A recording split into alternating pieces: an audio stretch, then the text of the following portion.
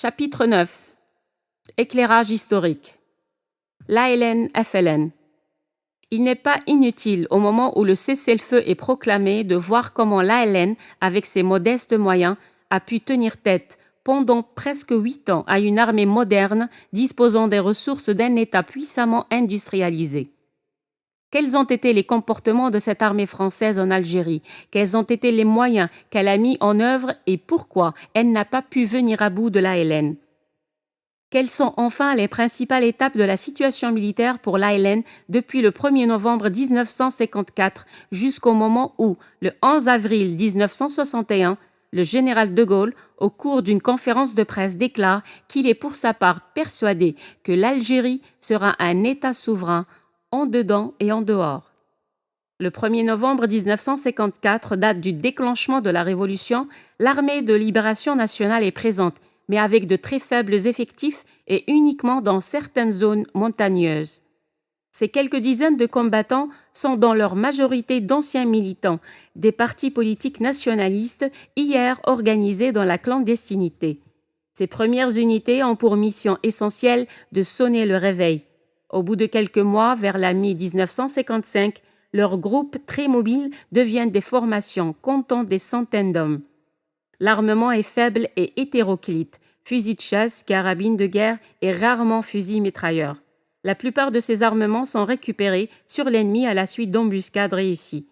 L'ouverture sur la Tunisie, à partir de la fin de l'année 1955, permet aux unités opérant dans l'Aurès et dans la zone de Soqaras de se doter d'armes de guerre individuelles de type Mauser ou Stati, abandonnées pendant la Seconde Guerre mondiale par des éléments en retraite de l'Africa Korps d'Erwin Rommel. Le secret de la longue résistance et de la victoire finale vient de soutien massif de la population. Les unités de l'ALN de l'intérieur sont appuyées par une organisation politico-administrative, l'OC-FLN, clandestine, flexible et robuste. Chaque agglomération est organisée et structurée pour prolonger l'effort de guerre. Les succès sectoriaux de l'armée française sont immédiatement effacés par un apport de nouvelles substances. L'ALN se confond avec le Front FLN sur le plan militaire. La guerre d'Algérie n'a pas été menée par deux entités différentes, l'ALN et le FLN, mais par une organisation unique, le FLN articulé sur la contrainte des réalités en ALN de l'intérieur, ALN intervenant à partir des frontières, OC-FLN et FIDA. La guerre d'Algérie a été une guerre révolutionnaire, gagnée politiquement par le FLN, qui a su mettre en œuvre avec pragmatisme toutes les potentialités de résistance du peuple algérien et toutes les opportunités internationales. Chaque membre de l'ALN se considère comme le dépositaire des espoirs de son peuple. Al-Qadiyya, la cause, le concerne et il estime qu'il en est comptable, lui, personnellement, avant quiconque. Cet engagement total, plus fort que la discipline, la contrainte corporatiste ou l'attrait d'une solde inexistante d'ailleurs, a rendu possible le triomphe d'une poignée d'hommes sur le nombre et les moyens mécaniques.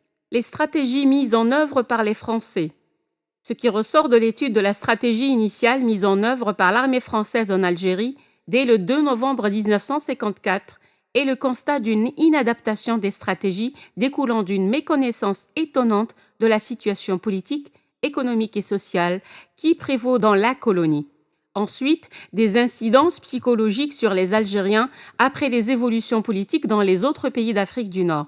On a l'impression, en relisant les déclarations des principaux responsables français de l'époque ou en analysant leurs décisions, que l'Algérie est une terra incognita, alors qu'ils l'occupent depuis plus d'un siècle. La représentation qui se font de ce territoire depuis l'administrateur de la commune mixte jusqu'au gouverneur général, en passant par tous les échelons intermédiaires des autorités civiles et militaires, et celle d'une Algérie différente de la réelle. Au moment où les 9 membres du Comité révolutionnaire d'unité et d'action mettent sur pied leur organisation militaire, divisent l'Algérie en wilayas et fixent la date du déclenchement de l'action armée. Les principaux hommes politiques français se félicitent du calme que connaît l'Algérie comparé aux turbulences de la Tunisie et du Maroc. À la veille du 1er novembre 1954, le général Cherrière, devenu commandant interarmé le 27 octobre 1954, Il assumera cette responsabilité jusqu'en juin 1955, n'a à sa disposition que 2 bataillons de parachutistes, 3 bataillons de la 11e division d'infanterie, 1 bataillon de la Légion étrangère et 2 escadrons blindés. Lorsque fin octobre 54, des rapports alarmants des renseignements généraux parviennent, les autorités, sans trop y croire, alertent la 25e division d'infanterie et entreprennent de la transférer en Algérie par air et par mer. Dans la revue de défense nationale de décembre 1956, le général Chérière commet un texte qui démontre qu'il n'avait rien compris à la nature du mouvement armé qu'il venait d'affronter. Les suites immédiates de l'insurrection font d'abord croire qu'on se trouve en face d'un soulèvement tribal, analogue à ceux qui jalonnent notre histoire nord-africaine.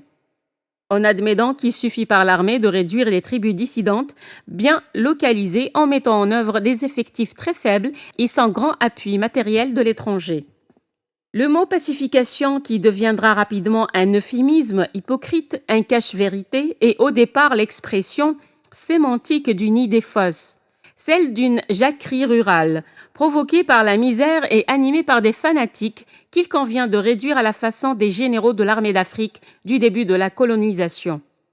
Cette erreur de jugement partagée par beaucoup de responsables militaires ou civils français coûtera cher à l'armée française, puisqu'elle donnera le temps à l'ALN de s'adapter, de s'ancrer et de durer. Le général Parlange, au moment où Abbas Laghrour, dans la région de Khenchla, fédère sous la bannière de la révolution paysans, ouvriers et étudiants, interpelle ce dernier dans le plus pur style 1840. Sidi Abbas, la France t'offre l'Amen. Le général Van Uxem, lui, espérant toujours rééditer les schémas qui avaient cours au XIXe siècle lorsque Turcot, Spahi et Zouaves massacraient des paysans déferlants, armés de pétoirs derrière des oriflammes maraboutiques, défend le maintien en Algérie du 17e régiment de tirailleurs algériens et initie une politique de recrutement de milliers de supplétifs musulmans. Ces officiers généraux partent du principe que les jeunes Algériens harkisés seront le noyau central autour duquel se polariseront d'autres éléments autochtones fidèles à la France. Dans les pages que je consacre un peu plus loin à l'opération SAS, j'explique comment certains officiers français espèrent inverser le cours de l'histoire par des procédés de prestidigitateurs. Les projections théoriques qui ne tiennent pas compte du réel n'ont aucun avenir.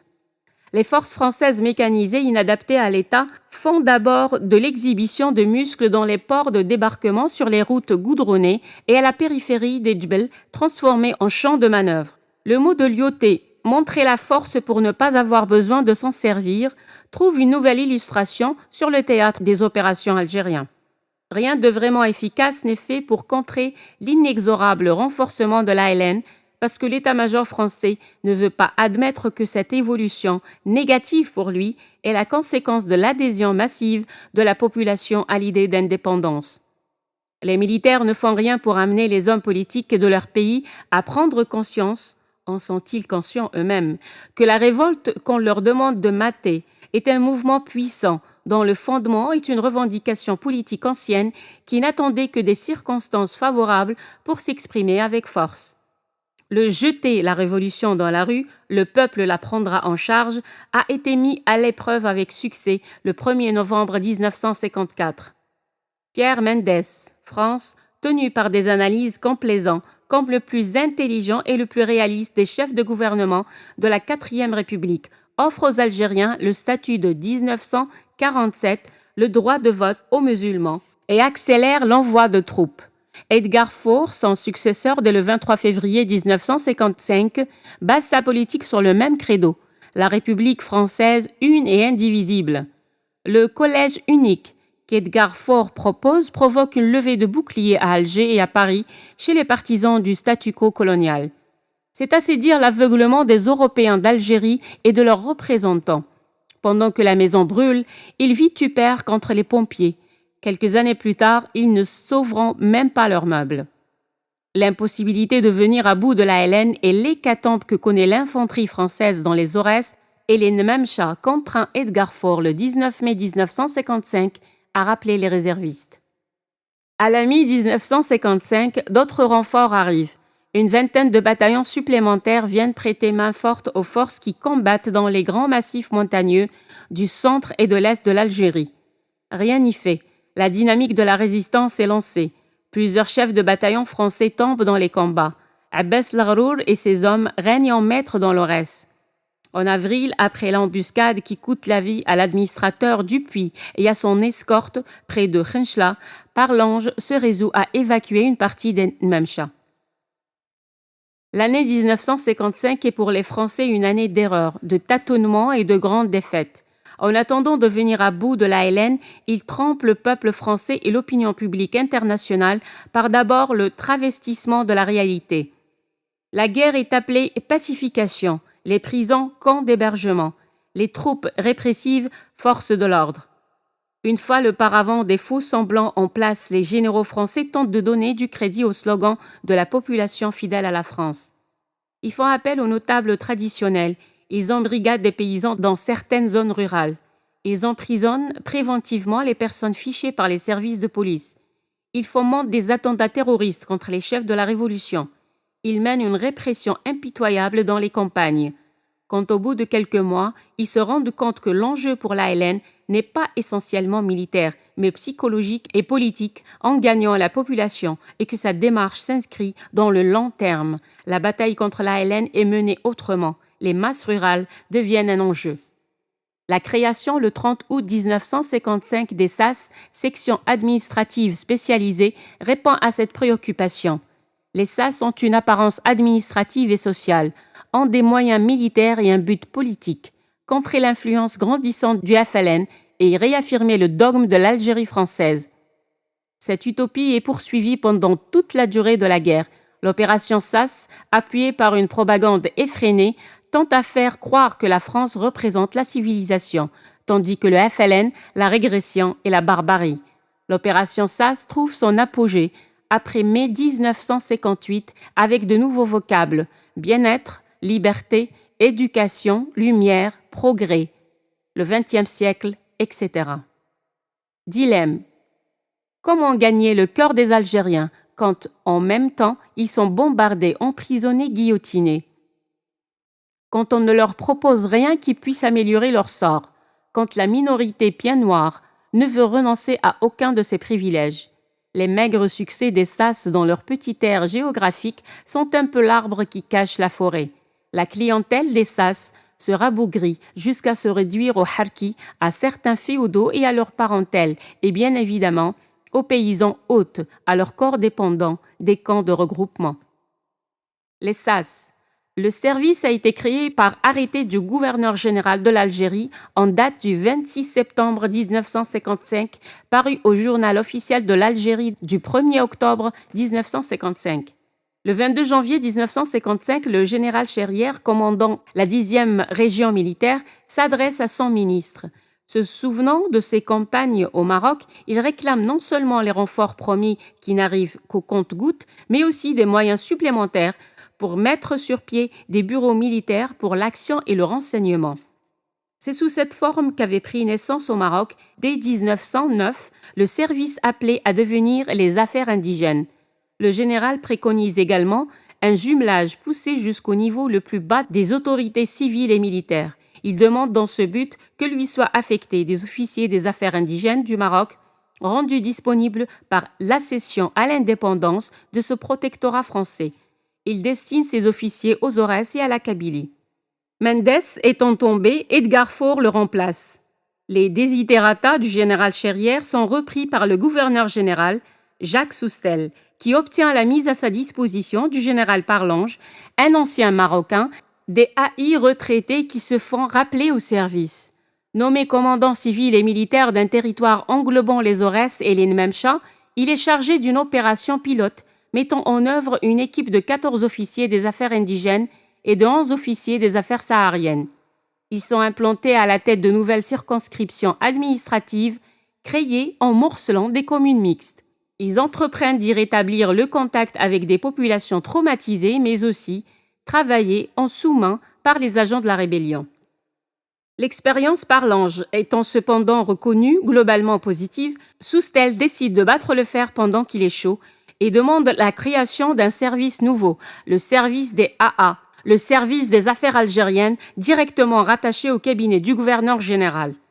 Le projet est ambitieux et novateur. Les territoires des 79 communes mixtes vont être découpés en parcelles appelées à devenir autant de sections administratives spécialisées. Appellation ne signifiant pas grand-chose au demeurant, mais qui ne tardera pas à devenir un contenant vaste et commodément extensible dans lequel on empilera sous le même képi bleu à croissant d'or une impressionnante quantité de fonctions et de missions de tout ordre. Ces nouvelles subdivisions administratives et leurs titulaires entrent dans l'histoire sur la pointe des pieds.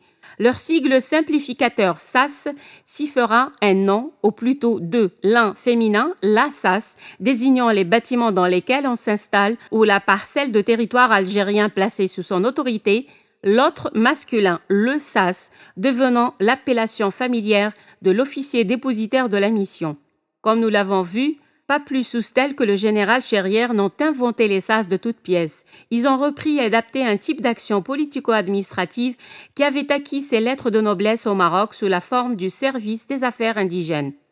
Mis sur pied sur ce territoire sous une forme provisoire et expérimentale dès 1909, il y était en plein essor dès 1913 avec 74 cercles en fonctionnement.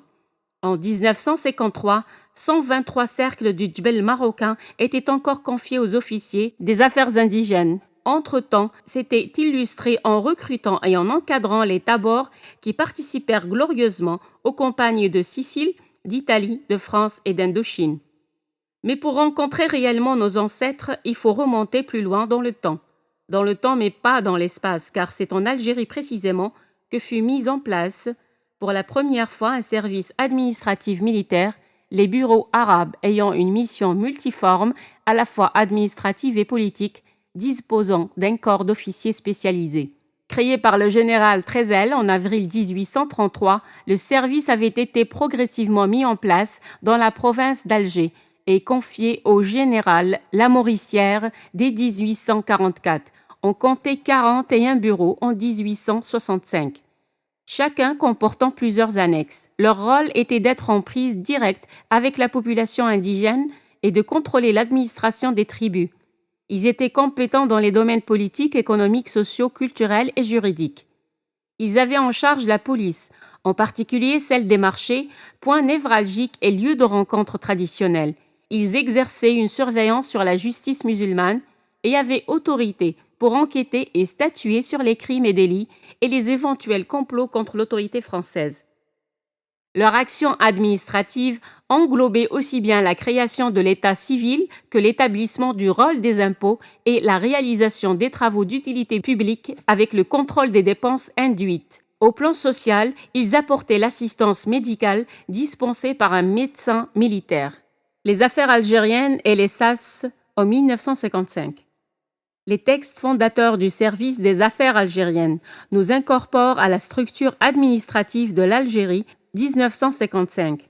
Celle-ci, 209 000 km² et 9 500 000 habitants, est divisée en 3 départements, Alger, Oran et Constantine, eux-mêmes subdivisés en sous-préfectures, 12 en total, administrant en moyenne 700 000 habitants.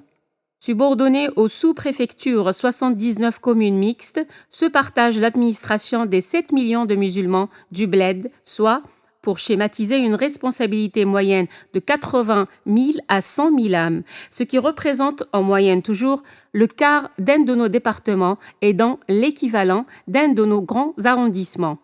Les communes mixtes ont à leur tête un administrateur, chef de commune du cadre spécial des communes mixtes d'Algérie, disposant en principe, mais rarement, d'un administrateur adjoint. Ils sont assistés d'une douzaine de collaborateurs, fonctionnaires en majorité de recrutement local. Le chef de commune est relayé dans le bled par un nombre variable de caïds, fonctionnaires d'autorité implantés à la tête des douars, ayant mission de diffuser et de faire exécuter les ordres du chef de commune. Seules les villes et bourgades à majorité européenne sont érigées en communes dites de plein exercice, régies par la loi de 1884. Comme les 36 000 communes métropolitaines, elles sont directement rattachées aux sous-préfectures. L'implantation et les effectifs des services de police ne sont pas plus riches. À l'échelon de la commune mixte, il n'y a qu'une brigade de gendarmerie à peine plus étoffée que celle d'un de nos chefs-lieux de canton métropolitain et un garde champêtre indigène dépendant de l'administrateur. Mission du chef de SAS. Mission militaire. La mission principale du chef de SAS, compte tenu de l'urgence, est le rétablissement du contact. Celui-ci va de pair avec la recherche du renseignement qui sous-entend le recensement et le fichage systématique de la population. L'ensemble au confluent de sa mission civile et de sa mission militaire sera mené en liaison étroite avec le commandant de l'unité de quadrillage qui cohabite avec la SAS. Sa mission militaire proprement dite comporte en outre sa participation à la préparation des opérations locales importantes et à leur déroulement, le recrutement et la mise en condition permanente du Marzen, l'organisation des villages ralliés et la mise sur pied des autodéfenses en collaboration avec l'autorité militaire. Mission politique. Le chef de SAS va devoir entreprendre une action politique patiente et décisive pour contrecarrer la mouvance subversive, lui barrer la route et lui reprendre le contrôle de la population là où elle a réussi à s'imposer. Il lui faudra convaincre ceux qui se sont laissés abuser, rallier les hésitants et assurer avec le concours de l'armée la protection de tous. Mission administrative. Comme on le découvrira au fil du récit, le domaine d'intervention du chef de SAS au plan des tâches administratives ne connaît guère de limites. Pour faire court, j'ai été tenté d'énumérer les problèmes locaux qui ne sont pas directement ou indirectement de son ressort, mais je n'en ai pas trouvé. De fait, le chef de SAS a pour mission la mise en place et l'activation de l'administration sous toutes ses formes et dans tous les domaines.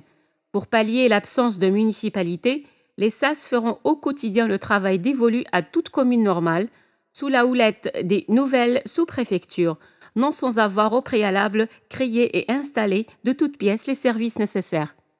Il s'agit de l'état civil et de tout ce qui en découle, de l'entretien des routes et des chemins vicinaux existants, de la création de ceux qui n'existent pas encore.